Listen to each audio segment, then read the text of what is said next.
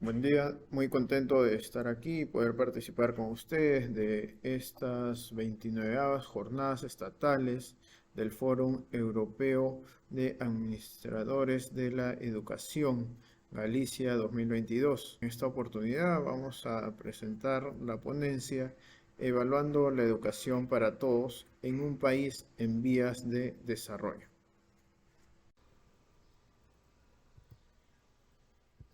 Iniciamos observando el Objetivo de Desarrollo Sostenible 4, educación de calidad.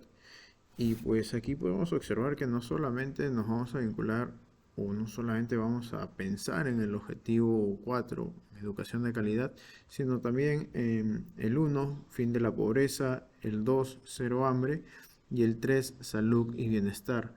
Pues estos cuatro objetivos están estrechamente vinculados debido a que si cumplimos con los tres primeros, podríamos generar un muy buen objetivo 4.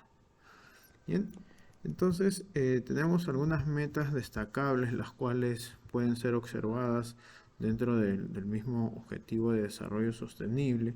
Tenemos algunas oportunidades y dentro de ello se ha resaltado, por ejemplo, las necesidades de los niños y de las personas discapacitadas.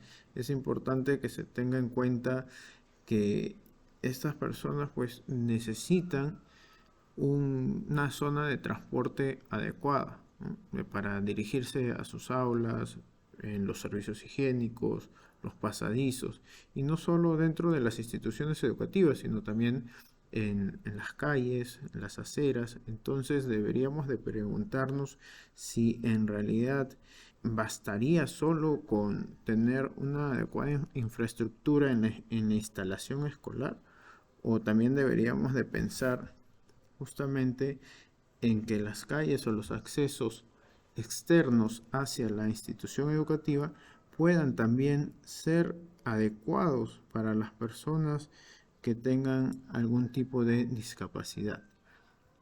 Además de ello, nos habla sobre las cuestiones de género y que ofrezcan entornos de aprendizaje seguros, ¿no? Estos dos puntos también son importantes, sobre todo teniendo en cuenta de que se sabe pues, que en cuestiones de género tenemos masculino y femenino, lo que sería varón y mujer, y pues dentro de la educación no se puede, digamos, incentivar a algún otro tipo de situación, ¿no? Sabemos que hay diferentes grupos, agrupaciones que buscan de algún modo permitir que los estudiantes, las personas escojan, ¿no? Entre diversas opciones, pero sin embargo, al referirnos a niños, a estudiantes escolares, pues esta situación ya es un poco variada.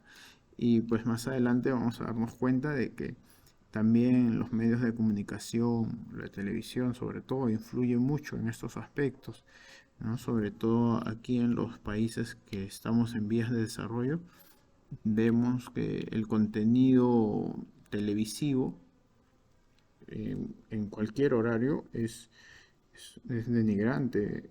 No solo enfocándonos desde que un niño podría observarlo y malinterpretarlo, sino también de que denigra a la persona, denigra a la mujer, ¿no? Y un adulto al verlo también pues podría sentir cierto rechazo hacia ello, ¿no? Y en cuanto a lo que vendrían a ser los entornos seguros, también es muy importante ello debido a que de todas maneras los estudiantes son personas de algún modo vulnerables, sobre todo en las primeras etapas de la vida. Hablamos en la escuela primaria, en la escuela secundaria, y pues es muy importante que ellos estén cuidados, estén seguros. Cuando se habla de las becas disponibles para los países en desarrollo, esto es importante también porque de algún modo las personas que vivimos en países en vías de desarrollo deseamos una mejor educación y muchas veces esta mejor educación se encuentra fuera, se encuentra en otros países y es por ello que el acceso a las becas permitiría que muchas personas de algún modo pudieran desarrollarse mejor. Nos menciona también que para el 2030 se pretende aumentar la oferta de maestros calificados. Ello involucra no solamente la capacitación de los profesores, sino también tener la infraestructura adecuada, los materiales, de repente las instalaciones, por ejemplo en ciencias, los laboratorios, ¿no? Los equipos, los instrumentos de medida, ¿no? En lo que vendría a ser deporte, tener pues los espacios para realizar las actividades deportivas, ¿no? Lo que vendría a ser la parte de tecnología, computación, también tener los equipos necesarios para ello. En tal sentido, aquí nuevamente estaríamos vinculando con el objetivo 1, el fin de la pobreza, puesto que para tener los recursos apropiados para que los profesores se capaciten o para que los profesores capacitados puedan ejercer lo que han aprendido, pues es importante que la institución educativa también cuente con los recursos necesarios para ello. Por otro lado, tenemos la parte de lo que sería el sueldo de los profesores. En países como el nuestro, pues los sueldos de los profesores son muy bajos, ¿no? Digamos, son de los más bajos en el mercado. Entonces, si por ahí un profesor capacitado encuentra un mejor sueldo en otra institución, pues obviamente por cuestiones del bienestar personal, por cuestiones de la economía familiar, podría optar por irse a esta otra institución y pues caeríamos en una especie de mercantilismo de la educación, donde los mejores profesores están en los lugares donde son mejor pagados. Esto también podría relacionarse de algún modo con este primer objetivo, el fin de la pobreza. Por otro lado, dentro de las oportunidades que nos menciona el objetivo 4, tenemos que es importante que se incorporen los objetivos de desarrollo sostenible en la currícula escolar. Es importante que estos objetivos pues sean estudiados por los estudiantes, sean conocidos y sean interiorizados por ellos, porque estos estudiantes en algún momento serán pues personas ciudadanas responsables que podrán también ejercer su ciudadanía y desarrollar o continuar con el desarrollo de estos objetivos de desarrollo sostenible. Hablamos de la inclusión de tecnologías, ¿no? Para reducir la desigualdad en el acceso, ¿no? En el acceso a la tecnología, el acceso a algo tan simple como ir al banco o pagar alguna cuenta desde tu celular. Entonces, ello pues ya estamos hablando de una tecnología, ¿no? Una tecnología que nos está facilitando la vida de alguna manera. Entonces, esto en realidad es bastante importante y más adelante vamos a hablar un poquito de ello también. Y la importancia de la educación a lo largo de la vida. Siempre estamos aprendiendo. Así que esto, pues, ya ni hablar, ¿no? Siempre es seguir adelante y aprender cada vez un poco más. Aquí en mi país solemos hablar de un triángulo escolar donde se vincula al profesor, al estudiante y a los padres de familia. Sobre todo a inicios de la pandemia, los padres le han dado una mayor importancia a la labor de los profesores, ya que durante esta etapa los estudiantes se mantenían en casa y pues muchas veces los padres tenían que salir, ¿no? Algunos a trabajar, o no entendían tal vez el uso de la computadora, ¿no? O a veces no podían estar atentos a lo que sus hijos hacían durante este proceso de educación autónoma, ¿no? Donde se pasaban algunas clases por señal abierta en radio o en televisión, ¿no? O en el mejor de los casos donde la institución educativa generaba un link, ¿no? Algo similar a lo que estamos haciendo ahorita, ¿no? Un link por internet donde los estudiantes podían recibir las clases e interactuar con sus profesores. Entonces se resalta la participación del padre de familia y en esta primera etapa de la pandemia el padre de familia le da un mayor valor a lo que hacen los profesores dentro de las aulas. Bien, frente a esto tenemos, ¿no? Vamos a hablar de cada uno de ellos.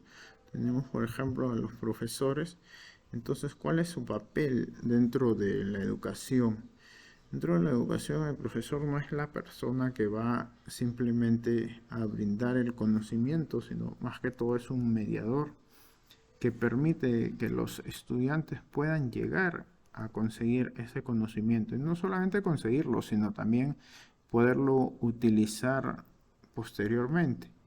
Porque la idea es ello, que los estudiantes aprendan para luego poder utilizar lo aprendido en situaciones de la vida cotidiana, ¿no? O en situaciones que lo requieran.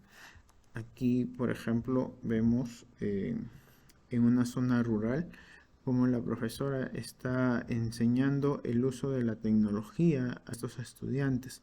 Entonces, es importante también resaltar esta labor sobre este tipo de tecnología, puesto que para que los estudiantes pudieran usarla, a veces también tenemos que vincular a los padres de familia, ¿no? Y lo vamos a ver un poquito más adelante.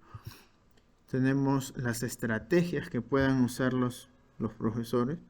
Por ejemplo, esta estrategia es para incentivar el diálogo y la participación de los estudiantes. Aquí vemos que se está formando una especie de tela de araña. Y justo es el nombre que se le da a la dinámica, donde los estudiantes van a tomar un hilo o una pita, un pabilo largo, y conforme vayan participando, el pabilo va a ir pasando de mano en mano, pero no hacia el costado, sino hacia el frente o hacia algún estudiante que esté más lejano. Entonces, entre compañeros se va formando esta red. Y luego viene una segunda parte donde regresa el ovillo, ¿no? O regresa el pabilo y pues se vuelve a enrollar. Entonces la idea es que la tela de araña no se rompa y que continúe la comunicación hasta que el pabilo quede enrollado totalmente. Tenemos también la importancia de que los profesores se involucren con el cuidado del medio ambiente, con el cuidado de la naturaleza, ¿no? Entonces aquí, por ejemplo, hay una reunión donde se está planteando realizar siembra de árboles nativos, generar un jardín botánico, ¿no? Biohuertos, etcétera. Y tenemos pues lo que ya habíamos mencionado, a los profesores que tienen que estar capacitados.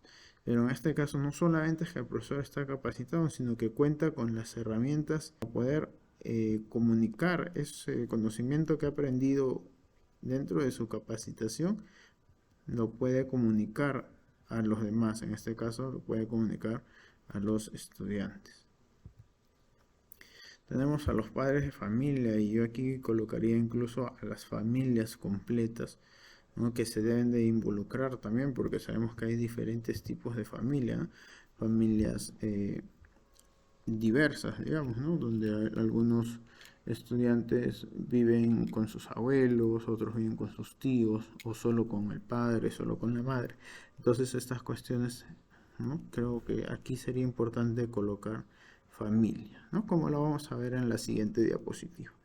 Entonces, justo cuando hablaba de los profesores, hablé un poco sobre el uso de tecnología, y estas maquinitas, estas lactos, tienen que también ser de conocimiento de los padres de familia. Ellos deben de entender el uso de estas máquinas para que puedan orientar o para que puedan supervisar a sus hijos en su manejo en sus hogares. Entonces, cuando los chicos llevan a estas lactos a sus casas, pues deben de darle un buen uso.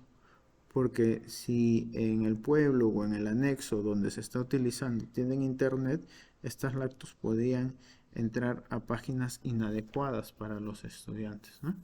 Sabemos que hay páginas donde incitan la violencia o incitan también el suicidio, ¿no? Por parte de los estudiantes. Entonces es importante que siempre estén monitoreados. Por eso los padres de familia no pueden solo dejar a sus hijos en el colegio y olvidarse de ellos hasta el día siguiente o solamente mm, estoy con mis hijos para darles de comer, no, deberían de involucrarse también en saber qué es lo que está sucediendo en el colegio, qué es lo que está sucediendo en la escuela, qué temas han llevado, qué actividades han realizado. De repente sucedió algún percance con sus compañeros, sucedió algún percance con algún profesor. Entonces es importante que los padres de familia y que la familia en sí se involucre, ¿no? Entonces se pueden realizar talleres o reuniones, escuelas de padres donde los padres interactúen con sus hijos. Y de esta forma pues se hace una relación más adecuada entre ellos, ¿no? Incluso cuando se realizó esto, esta foto es del 2010, cuando se realizó esta actividad, eh, los padres empezaron a entender más lo que realizaban sus hijos e incluso sí se dio el acercamiento porque tenían un mayor tema de conversación y pues se daban cuenta de que realizaban acciones que ellos ni siquiera las imaginaban, ¿no? Ellos no imaginaban todo lo que se podía hacer con esta lacto, por ejemplo. Entonces, aquí como les decía, familia, ¿verdad? La familia debe de involucrarse en todo ello. Ahora hablamos también del estudiante, ¿no? El estudiante tiene una realidad, ¿no? Y en muchos casos el estudiante quiere salir de esa realidad para tener una realidad mejor, ¿no? Pero partiendo de la realidad del estudiante se pueden generar estrategias de aprendizaje, ¿no? En los lugares, en los espacios rurales se puede realizar mucho trabajo de campo, se puede realizar jornadas. Por ejemplo, aquí los chicos están cosechando papa, ¿no? Aquí está el profesor enseñándoles ello. Entonces son cuestiones que a ellos les van a servir, ¿no? Les van a servir para su vida mientras estén ahí en su pueblo, si quieren quedarse ahí o si quieren salir de ahí. Entonces igual van a tener el conocimiento y a partir de este conocimiento ellos podrán indagar o seguir desarrollándose profesionalmente, ¿no? Tenemos también en la ciudad donde de repente hay más recursos y pues los estudiantes podrán también realizar otro tipo de actividades, pero siempre recordándoles de igual forma el cuidado de la naturaleza, ¿no? Sin embargo, aquí debemos de resaltar de que esta imagen de la ciudad, esta imagen de un pueblo o de un anexo, ¿no? Se nota la diferencia entre estas tres imágenes, ¿verdad? Entonces, estas imágenes nos muestran justamente que existe desigualdad económica. Estas imágenes nos muestran que cuando se habla de educación de calidad, educación mmm, con igualdad de condiciones, ¿no? Estamos hablando todavía de un sueño. Estamos hablando todavía de algo que no es, estamos hablando todavía de algo que no es real en muchas zonas, en países en vías de desarrollo. Entonces, frente a ello, pues la opción o una de las opciones sería también cumplir con el primer objetivo, ¿no? Eliminando la pobreza o invirtiendo más en educación, sobre todo en las zonas de bajos recursos, ¿no? Que muchas veces son zonas olvidadas, donde incluso eh, no llega la supervisión, donde incluso los profesores en épocas cercanas a las festividades prefieren faltar 2, 3 días a sus labores y no trabajar, ¿no? Pues como nadie los está supervisando, pues ellos simplemente se retiran. Ahora, eso también tiene que ver obviamente con la parte ética, la parte moral, porque yo, profesor, pues cumplo con mis actividades independientemente si me están supervisando o no. Eso debería de ser lo correcto, lo adecuado.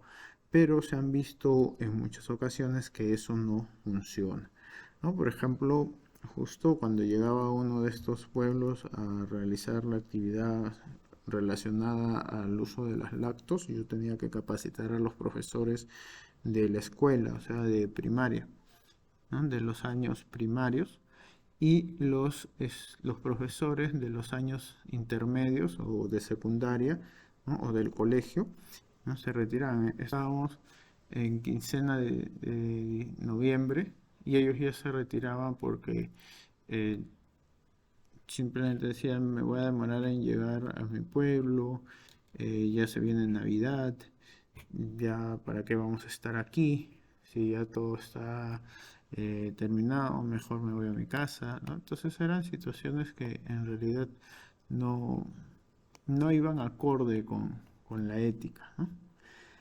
Pues, ¿qué sucedió en aquella época? Los de primaria se tuvieron que quedar porque yo llegué ahí y pues tenía que capacitarlos. Ahora, hay una variable interviniente en todo esto, ¿no? No solamente la ética que pueda tener el profesional, no solamente el descuido que puedan tener los padres de familia, no solamente la dejadez que pueda tener el estudiante, también está el entorno social. Entonces, lastimosamente, la sociedad en los países en vía de desarrollo está muy corrompida.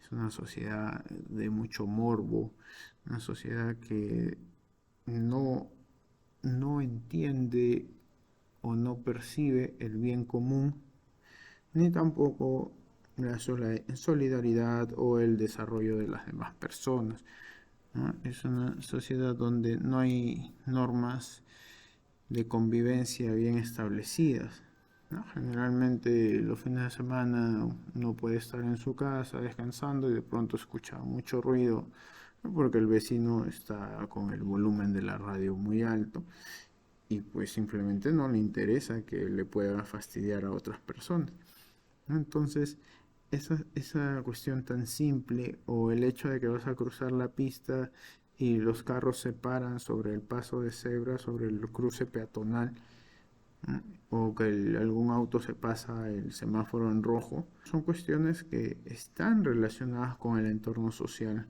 Una sociedad que ya no toma en cuenta los valores, ¿no? Una sociedad donde prima la ley del más vivo. Obviamente que esto a la larga pues es incierto, pero es importante considerar aquí que este entorno social nos trae muchas otras cosas, como por ejemplo los derechos del niño y del adolescente. Nos traen padres que pierden su autoridad, ¿no? Y aquí hay una cuestión muy importante. Antes se decía, por ejemplo, la letra con sangre entra. O sea, aprendes, pero también en el proceso si haces algo mal te castigan. Ahora castigar a los estudiantes es un delito.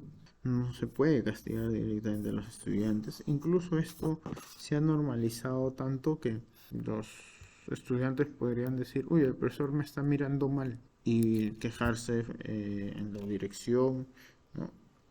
O me está dejando tarea, o no sé, me ha puesto baja nota. Y se estarían quejando pues de repente con los directivos, y pues el estudiante podría manipular incluso la situación, ¿no? ¿Y qué pasa con los estudiantes que en realidad se portan mal, ¿no? Eh, no van a recibir mayor castigo más que un reporte reflexivo, una charla con el psicólogo o una charla con el encargado del bienestar estudiantil. Entonces, en este sentido, pues si yo estudiante hago una travesura y sé que lo único que me van a hacer es conversar conmigo, pues podría hacer muchas más travesuras, ¿no? Y aquí también entra mucho los padres de familia, ¿no?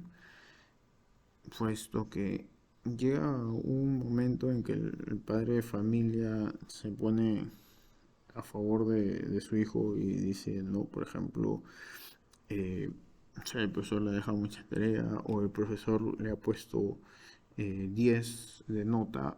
En mi país 10 es una nota desaprobatoria, ¿no? 20 es la máxima nota que pueden conseguir.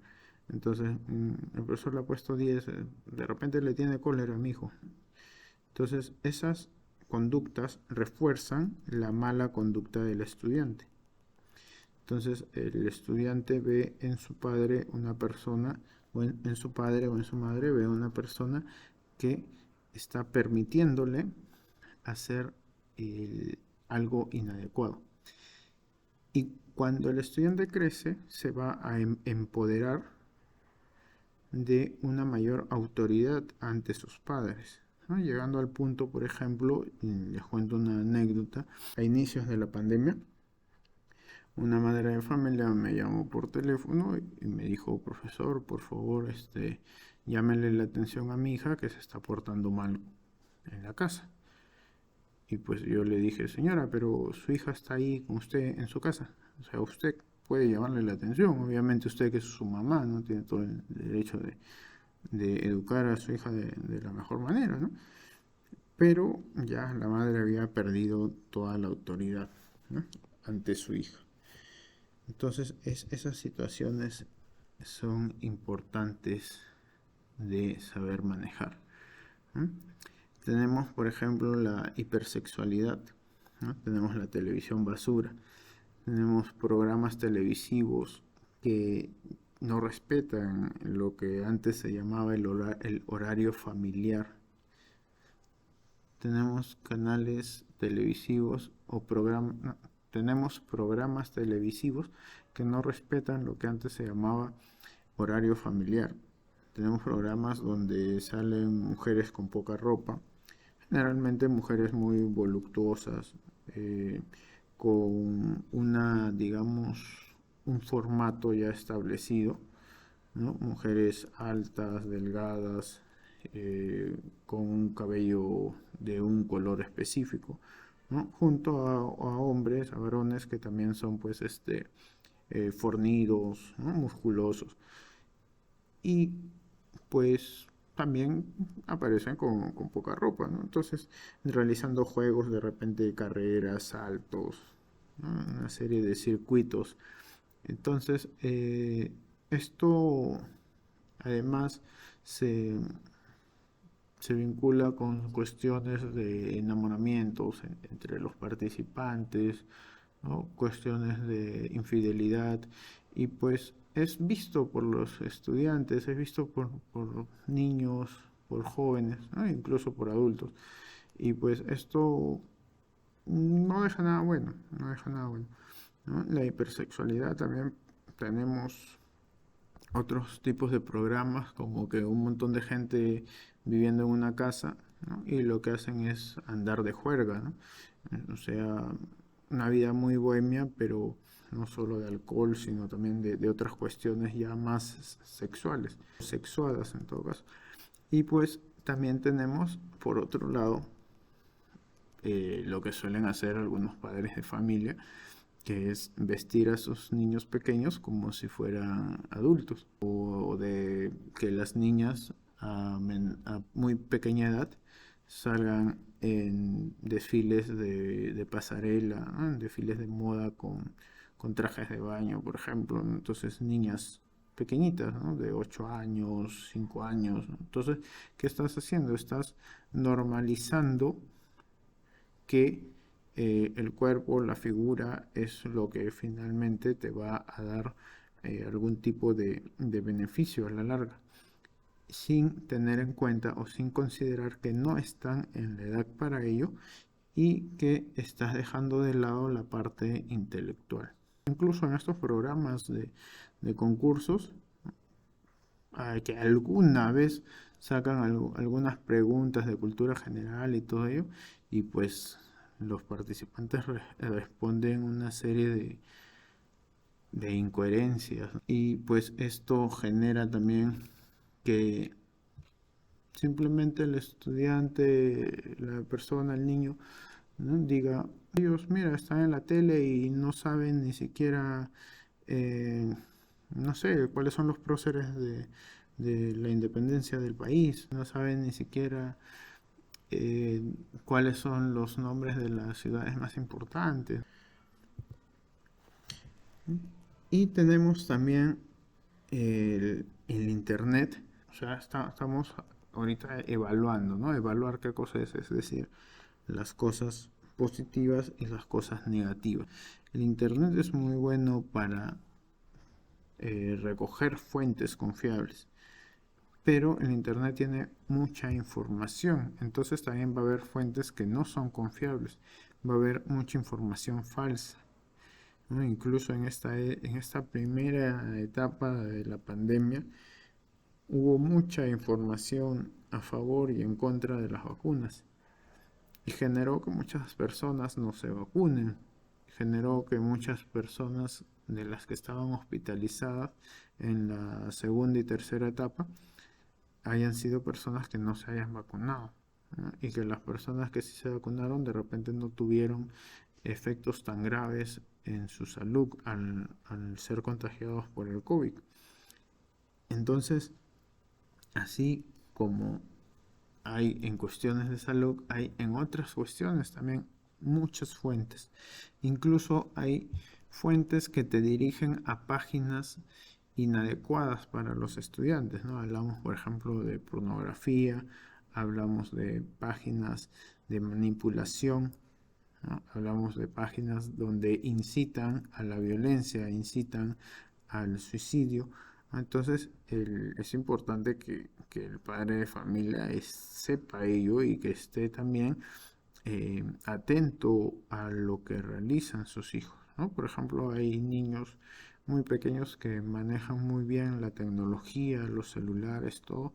Sin embargo, todavía su lado, digamos, emocional o su lado de maduración no es el adecuado y podrían ser presa fácil de estas páginas o incluso presa fácil de algunos estafadores o pedófilos que se hagan pasar por niños y en realidad sean adultos que solamente quieran aprovecharse de estos menores.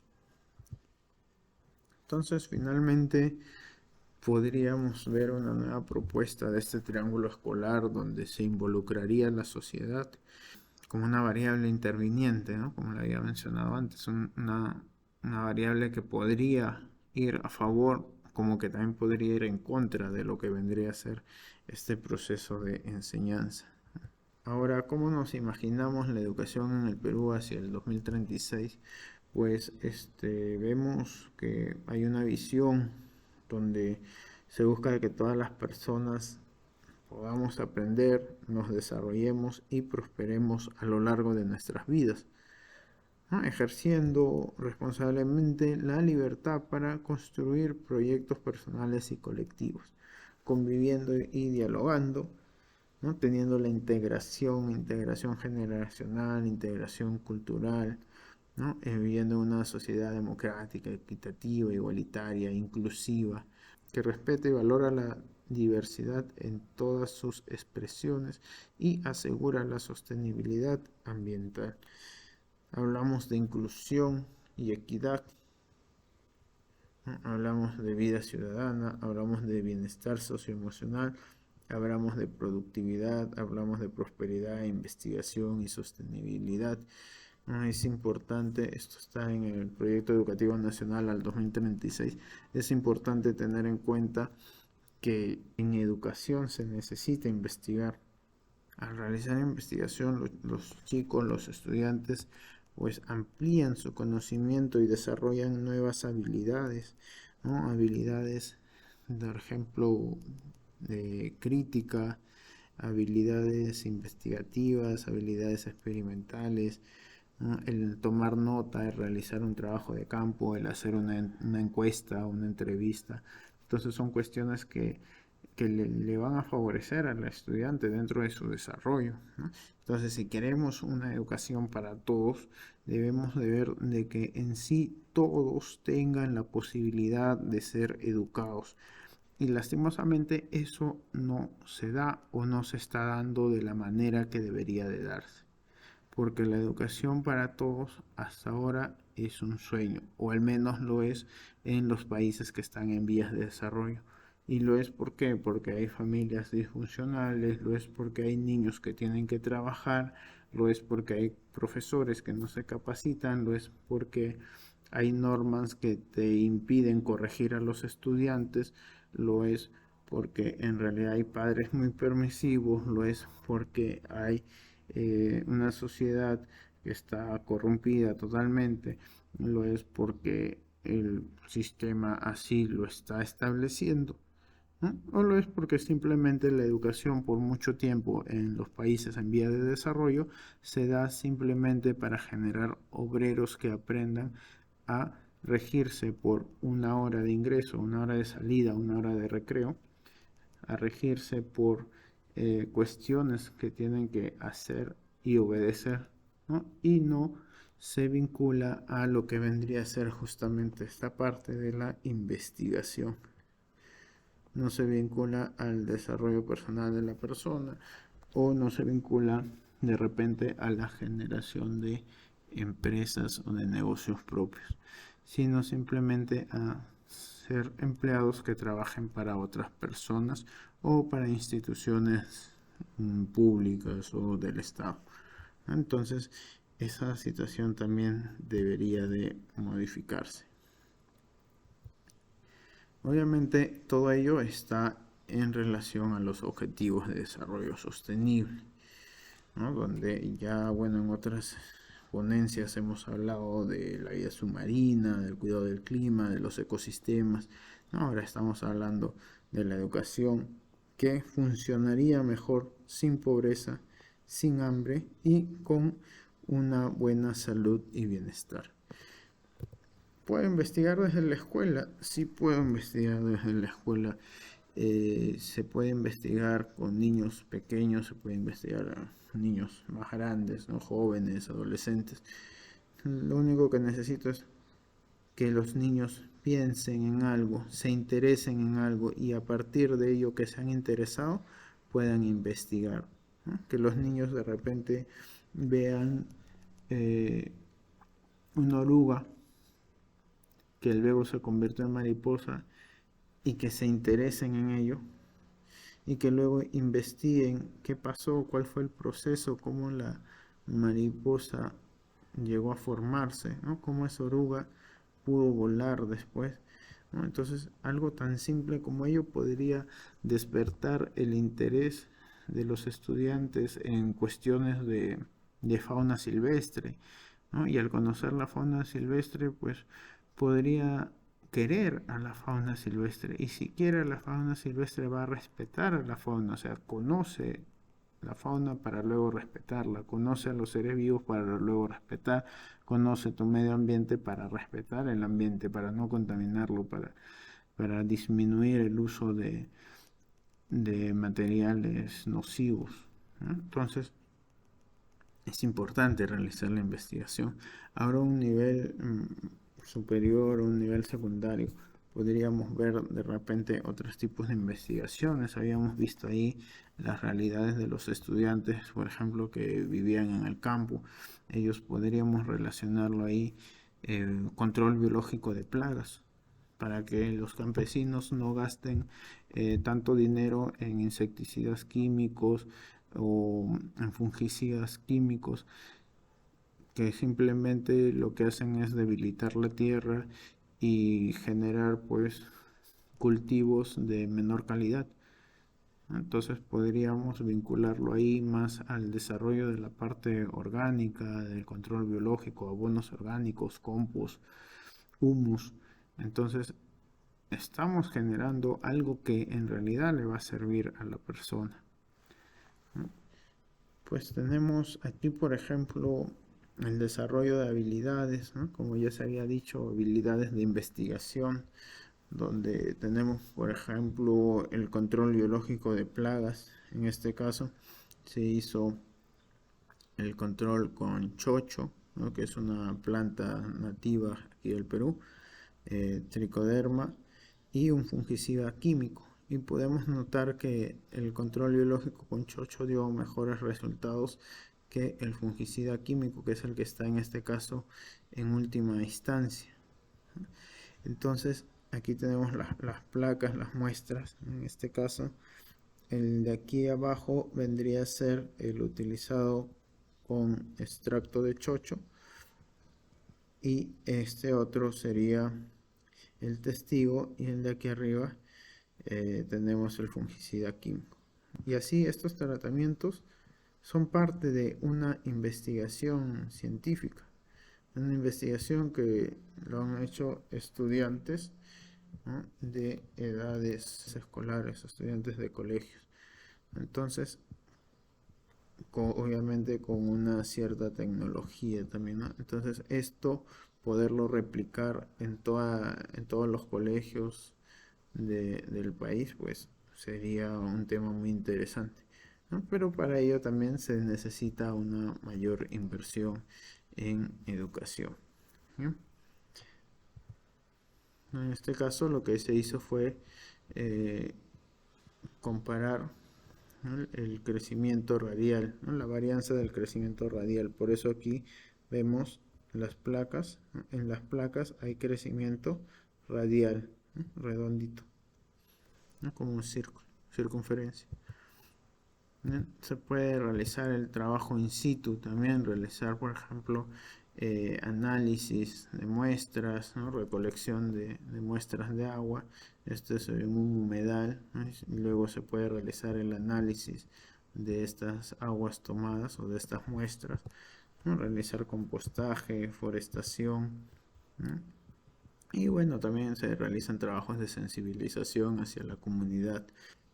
Ahí estamos desarrollando, por ejemplo, habilidades científicas, habilidades sociales, urbanas y el cuidado del medio ambiente.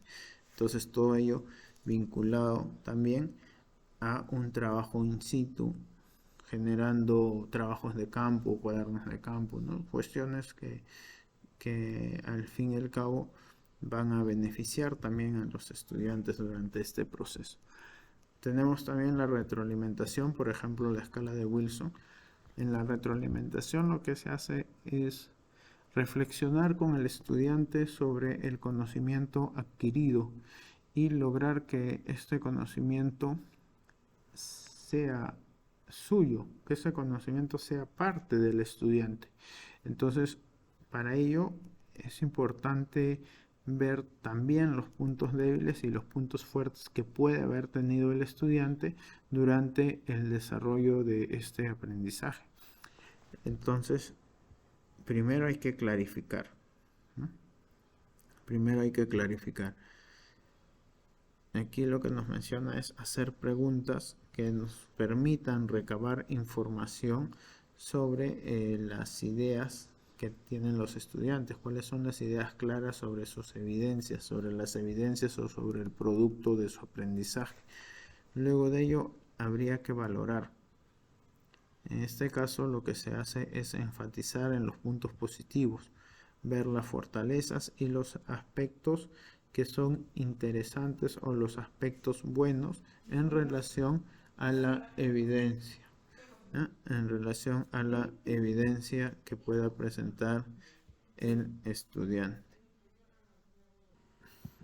Es importante también expresar las inquietudes, en esta parte ver las preocupaciones o las inquietudes sobre los criterios para valorar la evidencia o para valorar el producto presentado por el estudiante, ¿no? En caso el estudiante tenga alguna dificultad, justamente viendo las partes en contra, ¿no? Las partes negativas o las debilidades, es importante mencionárselas de todas maneras, pero a modo de una crítica constructiva para que le ayude a superarse, ¿no? Para que le ayude a superar estas dificultades. ¿no? Y luego finalmente se hace una sugerencia, se ofrecen sugerencias para resolver problemas que apoyen el desarrollo de la comprensión. Además, también es importante considerar el compartir el conocimiento, ¿no? Esto permite que el conocimiento trascienda, que otras personas puedan entender o que puedan conocer lo que ya ha sido investigado y a partir de ello poder realizar nuevas investigaciones o continuar con las investigaciones anteriores, ¿no? En tal sentido, aquí tenemos un ejemplo. El 10 de marzo del 2018 se encuentra un ave, el ave Tadorna tadorna, sí, que no es propia del Perú, se encuentra en los humedales de Santa Rosa. Los humedales de Santa Rosa, ubicados en el distrito de Chancay, provincia de Huaral, departamento de Lima. Y esta ave, pues, llega a este lugar, no sabemos cómo, de dónde o por qué. ¿Mm? Ahora, se generan muchas expectativas y muchas hipótesis al respecto, ¿no? Algunas personas mencionan de que pudo haberse escapado de un criadero o de algún circo y haber llegado al humedal, ¿no? En busca, pues, de refugio. Pero luego hay otra investigación, o esta investigación, como les decía, motiva a otras investigaciones, y podemos notar, por ejemplo, que el 20 de junio del 2019 hay otro avistamiento de esta ave, o sea, hablamos de prácticamente un año después.